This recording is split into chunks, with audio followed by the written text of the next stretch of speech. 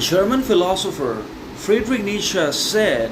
"The future influences the present just as much as the past," meaning the future actually will always be able to influence the present in one way or another. So obviously, it's not just always the past that determines the maximum and the ultimate influence and power and control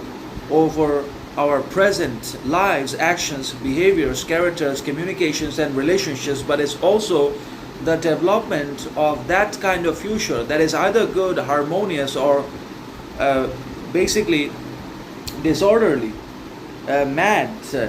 and uninfluential, that we make on the basis of our own present character by not learning anything from the past, that ultimately makes all that difference. So ultimately, it depends upon us as to what type of future we want to build, depending upon our performance and development of integrity, morality, character, and the execution of sovereignty, responsibility, and individuality in the present, that will lay a very solid foundation and pillar and cornerstone for a sovereign, independent, individual, a wise, intelligent, and moral future in which there is absolute security, that is psychological, emotional, and mental, and no dependence or reliance upon anyone or anything for anything. So it all starts in the present by deriving lessons of wisdom and experience, love, heartbreak, life, etc. from the past.